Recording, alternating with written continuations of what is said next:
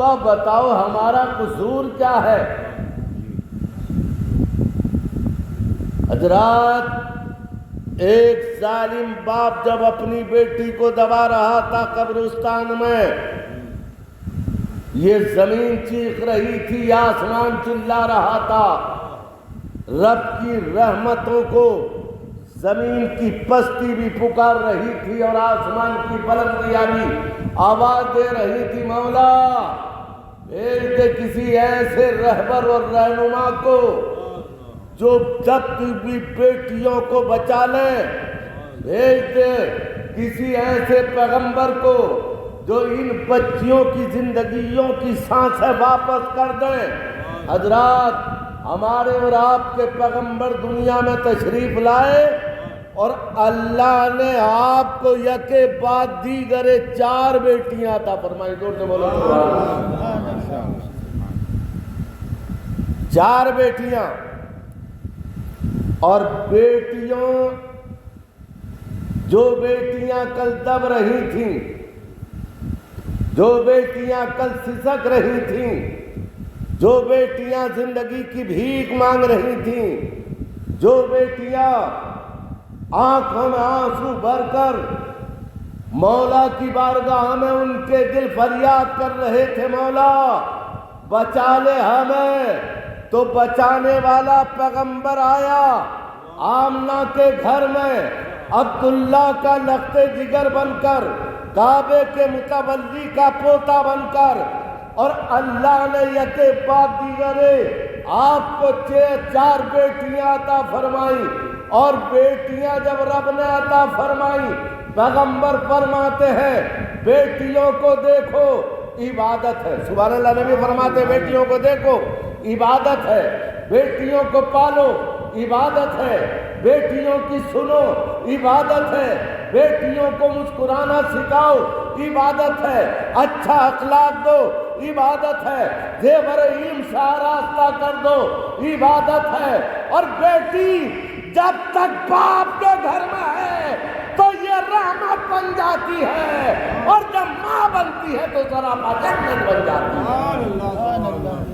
ہے۔ میرے حضرات، نبیوں کے امام رحمت للعالمین کی بارگاہ میں نبی پاک کے صحابی بیٹھے ہوئے تھے۔ نبی نے فرمایا، بھائی کوئی اے بچے، کوئی آپ لوگوں میں کوئی ایسا ہے جو کوئی اپنی آپ بیتی سنائے؟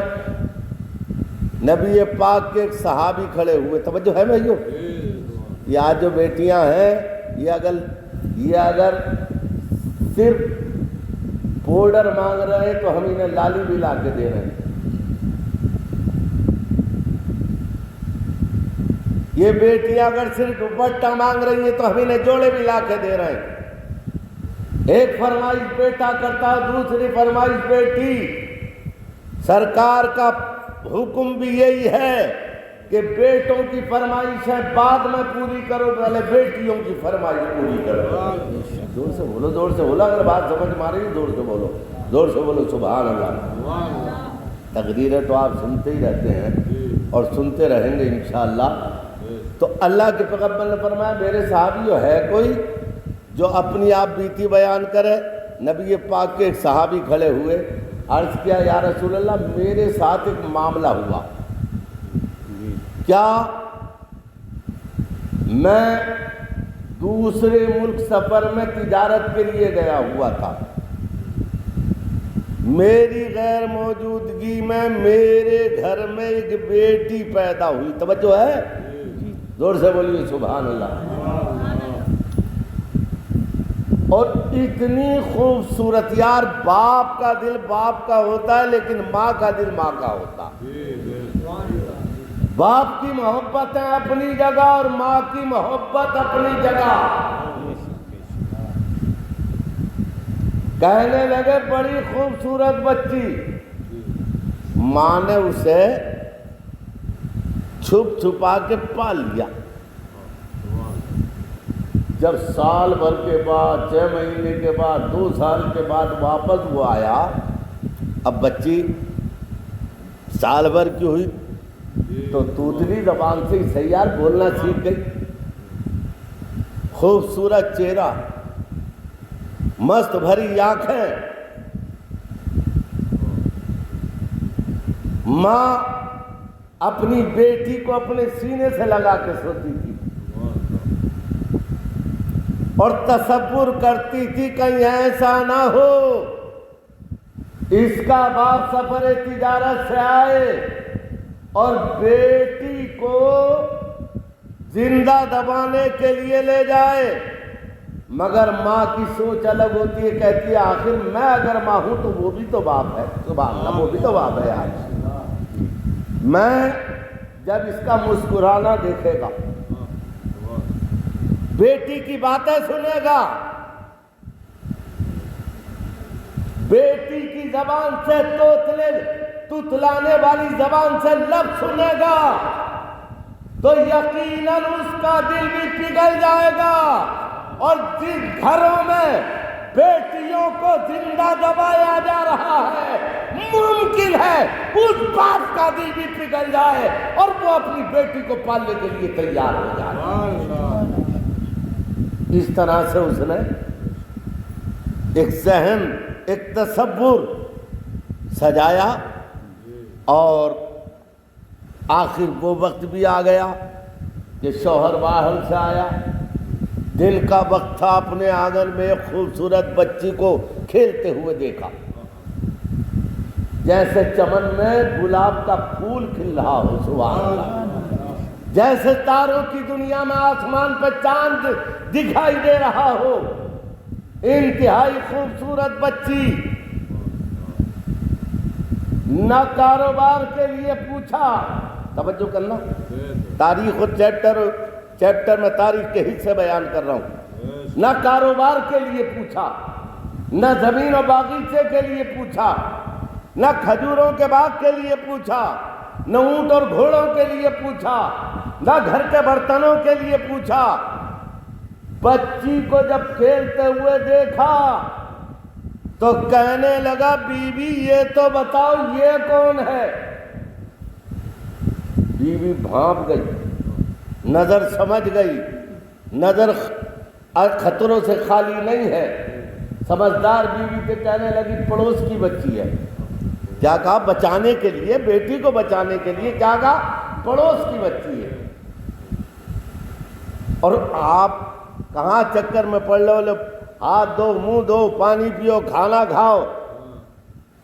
گھومنے کے لیے آ گئی ہے، جس کی بچی ہے چلی جائے گی.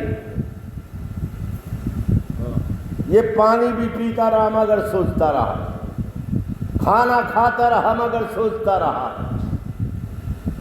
لقمے توڑتا رہا مگر بیٹی کے اس بچی کے بارے میں سوچتا رہا. اور سوچتے سوچتے اس نتیجے پر پہنچا، یار باپ تو آج بھی موجود ہیں. سبحان اللہ، آج بھی موجود ہے، کل بھی موجود تھے، مائیں آج بھی موجود ہیں. اس نتیجے پر پہنچا، کہنے لگا بیوی جب ہم سفر پہ گئے تھے تو ہمارے گھر میں خوشی ہونے والی تھی، یہ تو بتاؤ ہمارے گھر میں کیا ہوا؟ وہ بچہ کہاں ہے؟ کہنے لگا جی وہ بیوی نے کہا وہ بچہ تو جو ہوا تھا اس کا وصال ہو گیا، قبرستان میں دفن کرا دیا. اچھا، اور یہ بچی کسی پڑوسی کی ہوگی، آ جاتی ہے اپنے گھر کھیلنے کے لیے، اور بچوں پہ تو کوئی پابندی نہیں ہے. نے کہا اچھا. کھانا وانا کھایا، تھوڑی دیر آرام کیا، رات کو دیکھا تو وہ بچی ماں کے آنچل کے سائے میں ماں کے سینے سے لگی بھی سو رہی ہے. ارے تو کہہ رہی تھی یہ بچی پڑوس کی، یہ بچی کس کی ہے؟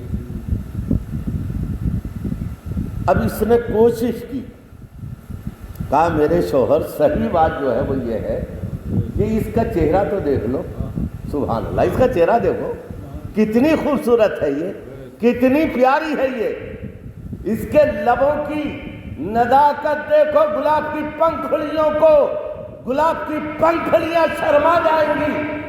اس کے چہرے کا حسن دیکھو. کہا کہنا کیا چاہ رہی ہو یہ بولو؟ کہا اگر ہم اسے پال لیں گے تو دیکھو تو ہمارے گھر میں بہاریں آ جائیں گی. سبحان اللہ. ماں بولی اگر ہم اسے پال لیں گے تو ہمارے گھر میں بہاریں آئیں گی. منحوس سنتا رہا اور سنتے سنتے کہنے لگا کوئی بات نہیں اب آرام کرو. صبح ہوئی, بچی سے کہا اٹھو ہمارے ساتھ مہمانداری کے لیے چلو. چھری ہاتھ میں, پھاوڑا لیا, رسی لی اور چل دیا. یہ کسے لے کے چلا؟ اپنی بیٹی کو. یار ہمارے یہاں تو ایک دن کی بیٹی اگر ہو تو یہ تو یار ہمارا سماج ہے, اس سماج نے ریڑھ لگا دی ہے ہماری بیٹیوں کی.